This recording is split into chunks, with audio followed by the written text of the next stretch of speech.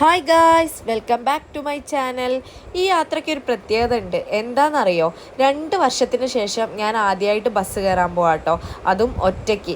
ഞാൻ ബസ് സ്റ്റോപ്പിൽ bus wait ചെയ്ത് നിൽക്കുകയാണ്. കുറേ നേരമായ. എൻ്റെ കെട്ടിയോൻ അതാ ബസ് സ്റ്റോപ്പിൻ്റെ നേരെ ഓപ്പോസിറ്റ് നിൽക്കുന്നുണ്ട് കേട്ടോ. വണ്ടീൻ്റെ ഉള്ളിലാണ്. ഞാൻ ചെറിയ കുട്ടിയെന്നാണ് ഇങ്ങേരെ വിചാരം.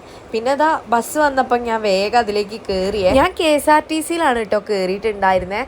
പ്രൈവറ്റ് ബസ് കുറേ വന്നിട്ടുണ്ടായിരുന്നു. പക്ഷേ എനിക്ക് മൂഴിക്കലാണ് ഇറങ്ങണ്ടേ. കുന്നമംഗലത്ത് നിന്ന് മൂഴിക്കൽ വഴി ടൗണിലേക്ക് പോകുന്നത് KSRTC മാത്രമാണ്. കണ്ടക്ടർ എടുത്ത് ഞാൻ മൂഴിക്കൽ എന്നാട്ടോ പറഞ്ഞിട്ടുണ്ടായിരുന്നത്. ശരിക്കും എനിക്ക് മേലെ മൂഴിക്കലായിരുന്നു ഇറങ്ങണ്ടേ. അവർ താഴെ മൂഴിക്കൽക്കായിരുന്നു ടിക്കറ്റ് തന്നിട്ടുണ്ടായിരുന്നത്. അങ്ങനെ എനിക്ക് അവിടെ ഇറങ്ങേണ്ടി വന്നേ. അങ്ങനെ നടന്ന് ഞാൻ പറമ്പിൽ ബസാർക്ക് ബസ് കയറേണ്ട ബസ് സ്റ്റോപ്പിലെത്തി. അവിടെ അരമണിക്കൂറിൽ കൂടുതൽ നിന്നതിന് ശേഷം കേട്ടോ എനിക്ക് ബസ് കിട്ടിയിട്ടുണ്ടായിരുന്നേ. ഇവളിത് എങ്ങോട്ടാ പോകുന്നതെന്ന് നിങ്ങൾക്കൊരു ഡൗട്ട് ഉണ്ടാവില്ലേ? സംഭവം ഞാൻ എൻ്റെ നാട്ടിലേക്കാട്ടോ പോകുന്നത്. എൻ്റെ നാട് എന്ന് പറഞ്ഞാൽ പറമ്പിൽ ബസാറാണ് കേട്ടോ. ഞാനൊന്ന് ഹെയർ കട്ട് ചെയ്യാനും അതേപോലെ സ്ട്രെയിറ്റ് ചെയ്യാനും വേണ്ടിയാണ് കേട്ടോ പോകുന്നത്. നാട്ടിൽ തന്നെയുള്ള ബ്യൂട്ടി പാർലറിലാണ് ഞാൻ എൻ്റെ മുടി വെട്ടാനൊക്കെ പോവാറ്. വേറെ എവിടെയും ഞാൻ മുടി വെട്ടാനോ മുടിയുമല്ല ഒരു പരിപാടി ഞാൻ വേറെ ഒരു പാർലറിൽ പോയിട്ടും ചെയ്യാറില്ല. അത്രയും പറ്റാത്തൊരു സിറ്റുവേഷനിൽ മാത്രമേ ഞാൻ അഥവാ കയറി പോകാറുള്ളൂ. പറമ്പിൽ ബസാർ സപ്ലൈക്കോൻ്റെ തൊട്ടടുത്താണ് കേട്ടോ ഈ ബ്യൂട്ടി പാർലർ വരുന്നത്. ചമയം എന്നാണ് കേട്ടോ പാർലറിൻ്റെ പേര്. ഞാൻ കയറുന്ന സമയത്ത് ഇതാ ചേച്ചി മുന്നിൽ തന്നെ നിൽക്കുന്നുണ്ടായിരുന്നേ. ദീപ എന്നാണ് കേട്ടോ ചേച്ചീൻ്റെ പേര്. ഞാൻ ഒരുപാട് വർഷമായിട്ട് ഈ പാർലറിൽ തന്നെയാണ് കേട്ടോ വരുന്നത്. ഏകദേശം 12 കൊല്ലത്തിൽ കൂടുതലായി ഞാൻ ഇവിടുത്തെ സ്ഥിരം കസ്റ്റമറായിട്ട്. ചേച്ചി സ്പെഷ്യലൈസ് ചെയ്യുന്നത് ഹെയർ തന്നെയാണ് കേട്ടോ.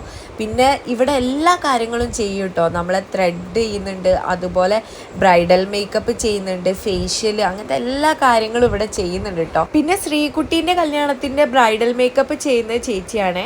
പിന്നെ അവളുടെ എൻഗേജ്മെൻറ്റിൻ്റെ ലുക്ക് ചെയ്തതും ചേച്ചി തന്നെയാണ് കേട്ടോ. എനിക്ക് ശരിക്കും ത്രെഡും ക്ലീനപ്പും കൂടെ ചെയ്യണം എന്നുണ്ടായിരുന്നു. പക്ഷേ അതിനുള്ള ടൈം എനിക്ക് കിട്ടിയിട്ടില്ല.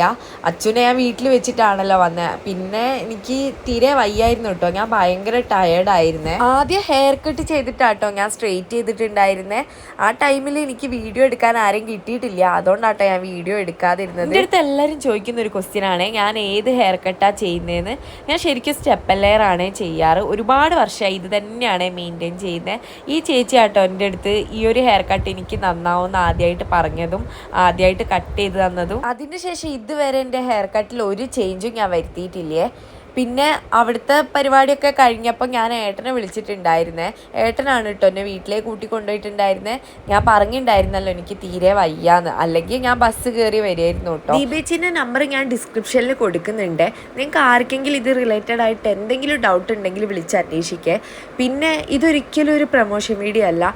എനിക്ക് ഒരുപാട് അറിയുന്ന ഒരുപാട് വിശ്വാസമുള്ള ഒരാളെ നിങ്ങൾക്കും കൂടെ പരിചയപ്പെടുത്തി തരുന്ന അത്രേ ഉള്ളൂ. വീട്ടിലെത്തി കുറച്ച് കഴിഞ്ഞപ്പോൾ ഞാൻ അച്ഛൻ്റെ മുടി വെട്ടിക്കാൻ കൊണ്ടുവന്നിട്ടുണ്ടായിരുന്നു കേട്ടോ. ഇത് ഏട്ടൻ്റെ നാട്ടിലാണ്, ചാത്തമംഗലം. ഇവിടുന്നാണ് അച്ഛൻ്റെ മുടി സ്ഥിരമായിട്ട് വെട്ടിക്കാറുള്ളത്. ഞാനിവനെ കൊണ്ടുവന്ന സമയത്ത് വിചാരിച്ചത് കഴിഞ്ഞ 2 പ്രാവശ്യം വന്നപ്പോഴും നല്ല അലമ്പായിരുന്നല്ലോ, ഇപ്രാവശ്യവും അങ്ങനെ തന്നെ ആയിരിക്കും. പക്ഷേ നല്ല ഡീസൻ്റായിട്ട് ചെക്കൻ ഇരുന്ന് കൊടുക്കുന്നുണ്ടായിരുന്നു കേട്ടോ. എന്താ സംഭവിച്ചതെന്നൊന്നും എനിക്കറിയില്ല. ഭയങ്കര ഡീസൻ്റ്. അവന് ഒരുപാട് മുടി വെട്ടാനൊന്നും ഉണ്ടായിരുന്നില്ല കേട്ടോ. മൊട്ടയടിച്ചിട്ട് കുറച്ചാവുന്നല്ലേ ഉള്ളൂ. പിന്നെ കല്യാണം ആയതുകൊണ്ട് ഒന്ന് സെറ്റാക്കാമെന്ന് വിചാരിച്ചിട്ട് വന്നതാണ് കേട്ടോ. കഴിയാൻ നേരത്തെ നൈസായിട്ട് അലമ്പാക്കി തുടങ്ങുന്നുണ്ടായിരുന്നു. അപ്പോൾ ഫോണിൽ പാട്ട് വെച്ചെടുത്തപ്പോൾ മിണ്ടാതിരുന്നു കേട്ടോ. പിന്നെ അവൻ്റെ മുടി വെട്ടിക്കഴിഞ്ഞതിന് ശേഷം ഏട്ടൻ പറഞ്ഞ് ഏട്ടൻ്റെതും ഒന്ന് സെറ്റാക്കാം, കല്യാണമൊക്കെ ആവാനായല്ലോ, ഇനിയിപ്പോൾ തിരക്കായിരിക്കും. അങ്ങനെ ഏട്ടൻ്റെതും കൂടെ റെഡിയാക്കുകയാണ്. അച്ചു അവിടെ ഒരാളോട് ചെറുതായിട്ട് കമ്പനി ആയിട്ടുണ്ടായിരുന്നേ. അപ്പോൾ അങ്ങേരെ നോക്കിയും കളിച്ചിട്ടും ഒക്കെ അവൻ ഇങ്ങനെ സമയം പോക്കുന്നുണ്ട് കേട്ടോ. പിന്നെ കുറച്ച് നേരം ഫോണിലൊക്കെ നോക്കുന്നുണ്ട്. അവന് ഫോണിൽ കളി കുറച്ച് കൂടിയിട്ടുണ്ട്. ഇനി കല്യാണത്തിൻ്റെ തിരക്കൊക്കെ ഒന്ന് കഴിഞ്ഞിട്ട് വേണം അതൊന്ന് ശരിയാക്കി എടുക്കാൻ. നിലത്ത് മുടി വീണ് കിടക്കുന്നേ കണ്ടിട്ട് അയ്യേ ചീച്ചിന്ന് ചൂണ്ടി കാണിച്ചുകൊണ്ട് പറയുന്നുണ്ട് കേട്ടോ അച്ചു. അവന് ഭയങ്കര വൃത്തിയാണ്. നിലത്തൊന്നും ഒരു പൊടി കിടക്കുന്നേ പോലും അവന് ഇഷ്ടമില്ല കേട്ടോ. എന്തേ കണ്ടാൽ അവൻ തുടയ്ക്കുക അല്ലെങ്കിൽ അടിച്ചു വാരാൻ പോവുകയൊക്കെ ചെയ്യുക. ഭയങ്കര വൃത്തിയുള്ള കുട്ടിയാണ് കേട്ടോ എൻ്റെത്. അപ്പോൾ ഇന്നത്തെ വിശേഷങ്ങൾ ഇത്രയേ ഉള്ളൂ. ഇനി നെക്സ്റ്റ് ഒരു വീഡിയോ ആയിട്ട് കാണുന്നവരെ എല്ലാവർക്കും ബൈ ബൈ.